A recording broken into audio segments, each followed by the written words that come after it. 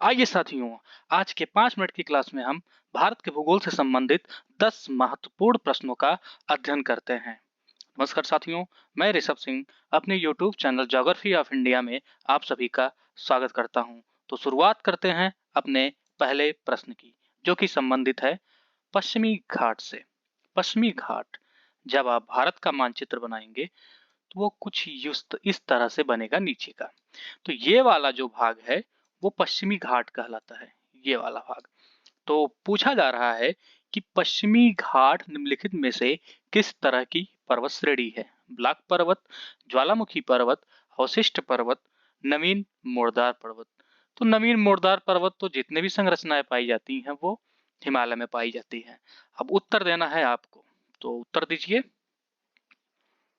जी हाँ, इसका जो आंसर सही है वो है ए, ब्लैक पर्वत। क्योंकि पश्चिमी घाट का जो निर्माण हुआ है वो भ्रंश के कारण हुआ है, यानी ये वाला भाग पूरी तरह से सागर में चला गया है और ये वाला भाग उठा हुआ है, तो ये कगार बन जाता है। और भ्रंश के कारण जब कोई उत्थित भूभाग होता है तो उसे हम ब्लैक पर्वत या खंड पर्वत के नाम से जानते हैं। तो इस तरह से इसका जो उत्तर सही है वो है ब्लैक पर्वत। बात करते हैं अपने अगले प्रश्न की। यह संबंधित है पर्वत शिखरों से। अच्छा, ये जितने शिखर दिए गए हैं ऑप्शन में, ये सभी उत्तराखंड से संबंधित हैं। प्रश्न है, निम्नलिखित पर्वत शिखरों में सबसे ऊंची कौन सी है? तो आपको ध्यान देना होगा कि जितनी भी पर्वत चोटियां हैं उन सबको एक बार आप मानचित्र पर अच्छे से देख लें। तो बद्रीनाथ, बंदरपूछ, कामेट, नंदाकोटा। तो इसका जो उत्तर सही है वो है बी, कॉमेट। तो इन चारों में जो सबसे ऊंची चोटी है वो कामेट है। ये सबसे उत्तर में पाई जाती है उत्तराखंड में। ध्यान दीजिएगा। अगले प्रश्न की तरफ बढ़ते हैं। बृहत मैदान के पुराने जलोढ़ों को क्या कहा जाता है? पुराना जलोढ़ आप जानते हैं। प्रश्न देख लीजिए, इसका उत्तर भी आप दे दीजिए कमेंट बॉक्स में। इसको एक्सप्लेन कर रहे हैं। जब नदियां आती हैं पर्वतों से निकल करके मैदानी भागों में प्रवेश करती हैं तो प्रतिवर्ष उसमें बाढ़ आता है। प्रतिवर्ष क्या आता है? बाढ़ आता है। लेकिन दूर स्थित कुछ ऐसे भूभाग होते हैं जो बाढ़ से अप्रभावित होते हैं। वो बाढ़ से क्या होते हैं? अप्रभावित होते हैं। तो उन्हीं को बोला जाता है, ये पुराने जलोढ़ होते हैं। पहले यहाँ पे कभी नदी के बाढ़ का पानी पहुंचता था, लेकिन अब नहीं पहुंचता। तो उसे हम बांगड़ कहते हैं। क्या कहते हैं? बांगड़। चलिए अगले प्रश्न को चेक करते हैं।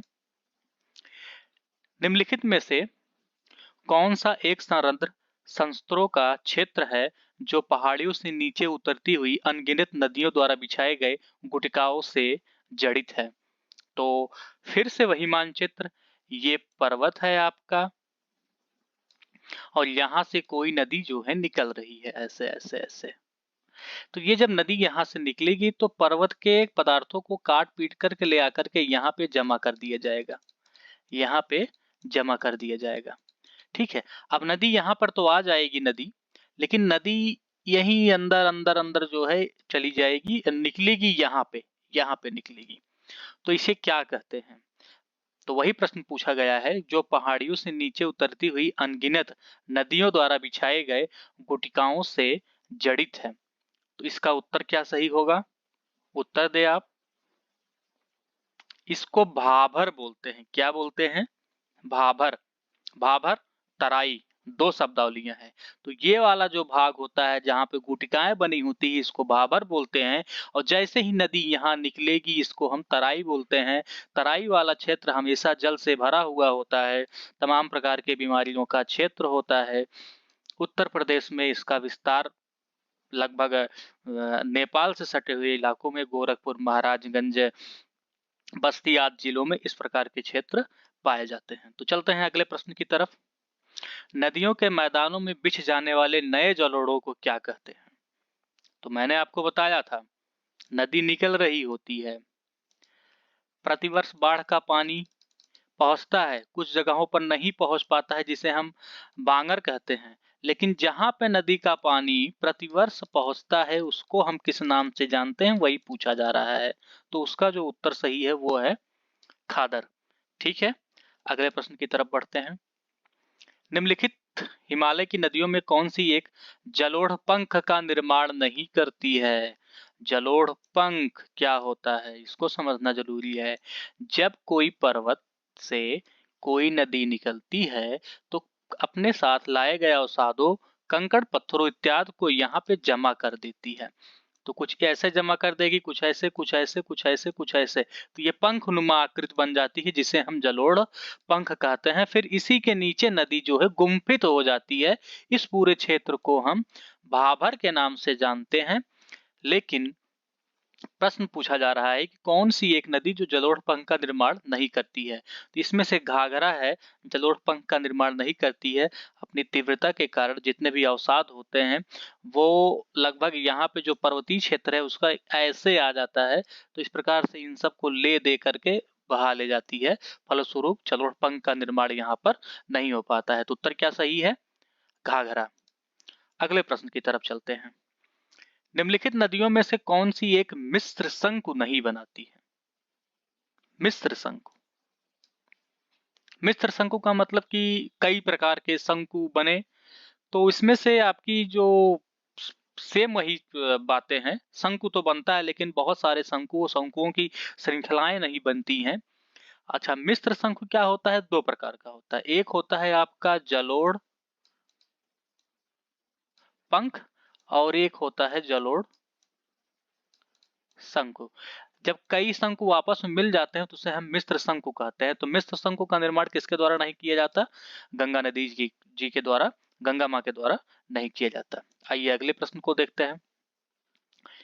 किसी देश का मानक याम्योत्तर स्टैंडर्ड मेरिडियन निम्नलिखित में से किस देशांतर के गुणक के रूप में चुना जाता है? तो देखिए, जब हम मानचित्र पर विभिन्न प्रकार के वितरणों को देखते हैं, सपोज दैट ये आपकी पृथ्वी हो गई, ये आपका प्राइम मेरिडियन टाइम हो गया। प्राइम मेरिडियन प्रधान मध्याह्न रेखा बोलते हैं, जो कि ग्रीनविच के लंदन में स्थित ग्रीनविच वेधशाला से होकर के गुजरती है और इसी के आधार पर अन्य देशों के मानक समय का निर्धारण किया जाता है। किसी देश की जो रेखा होती है उसको स्टैंडर्ड मेरिडियन बोलते हैं, मानक समय रेखा, जो कि कहाँ से माना गया है? यहाँ से।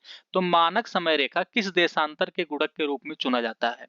अब जितने भी क्राइटेरिया जो डेवलप किए गए हैं वो 15-15 डिग्री के स्थान पे किए गए हैं। 15, 30, 45 ऐसे ऐसे लेकर के 180 इधर, 180 इधर, अर्थात 15 डिग्री गुणे 4, क्योंकि एक डिग्री में कितने, एक डिग्री को पार करने में सूर्य को कितने समय लगते हैं?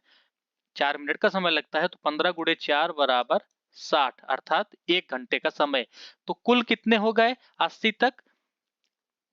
यहाँ पे 180 डिग्री तक कुल कितने हो जाएंगे आपके? 12 घंटे। और इधर 12 घंटे, ये 12 घंटे प्लस में रहेंगे क्योंकि ये पूरब वाला भाग है, सूरज के सामने सबसे पहले आता है। और यहाँ पर अगर दिन होता है तो यहाँ पे पिछली तारीख की क्या हुई होती है? रात हुई होती है, तो ये हमेशा माइनस में होता है। तो गुणक की बात की जा रही है, तो गुणक हमेशा 15 का आधा होगा। ठीक है, 15 का क्या होगा? आधा, अर्थात 60 डिग्री 30 मिनट। तो यहाँ पे 7 डिग्री 30 मिनट कहाँ पे है? ये है। तो इसका उत्तर जो सही है सी। अगले प्रश्न की तरफ बढ़ते हैं। भारत का देशांतरी विस्तार है। भाई, भारत किसी भी देश का उसका एक देशांतरी विस्तार होता है, अक्षांशीय विस्तार होता है। जब तक हम एक्सप्लेन करना है तब तक आप इसका उत्तर जो है दे दीजिए। इसमें 3 ही ऑप्शन है, एक ऑप्शन आपको अगले पीडीएफ में मिलेगा, हालांकि इसका उत्तर जो है 3 ही में मिल जाएगा। तो ये आपका भारत है, ये कुछ ऐसे ऐसे ऐसे करके ये आपका भारत है। ठीक है, ये जो उत्तर दक्षिण होता है इसको अक्षांश बोलते हैं। तो ये 8 डिग्री 4 मिनट से लेकर के 37 डिग्री 6 मिनट तक है। हालांकि हम बात किसकी कर रहे हैं? देशांतर की। तो देशांतर देखिए ये पूर्वी देशांतर में स्थित है, तो ईस्ट जो है हर ऑप्शन में रहेगा। तो ईस्ट देखिए, हाँ हर ऑप्शन में है, हर ऑप्शन में ईस्ट, अर्थात लगभग सभी सही हैं, मतलब सभी सही हो सकते हैं। सही कौन है आगे चेक करते हैं। तो यहाँ पर जो गुजरात का जो पूर्वी हिस्सा है ये कहा जाता है ये 68 डिग्री 7 मिनट के आसपास है ईस्ट, 68 डिग्री 7 मिनट ईस्ट। और ये किबुथ जो अरुणाचल प्रदेश का एकदम पूर्वी हिस्सा है, भारत का पूर्वी हिस्सा केबुथु शहर है अरुणाचल प्रदेश का, वो कितने डिग्री अक्षांश देशांतर पर स्थित है? 97 डिग्री 25 मिनट देशांतर पर स्थित है। अब 97 डिग्री 68 डिग्री 7 मिनट पूरब से 97 डिग्री 25 मिनट पूरब तक कहाँ है? ये देखिए यहाँ पे है, 68 डिग्री 7 मिनट पूरब से 97 डिग्री 25 मिनट पूरब तक, अर्थात इसका जो उत्तर सही है बी सही है। आइए अपने आखिरी और अंतिम प्रश्न पर चलते हैं, जो कि संबंधित है मानक समय से। तो भारतीय मानक समय IST Indian standard time Greenwich मानक समय अर्थात GMT से कितने घंटे आगे है? तो इसका उत्तर आप दीजिए।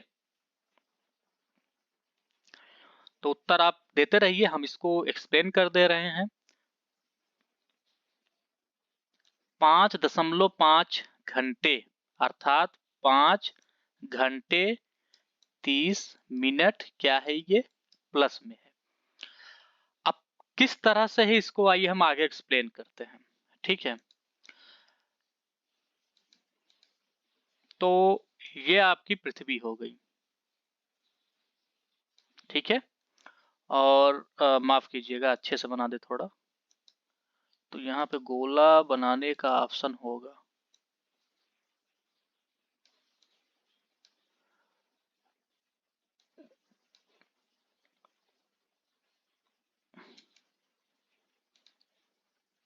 ये आपकी पृथ्वी हो गई। अब ये बिल्कुल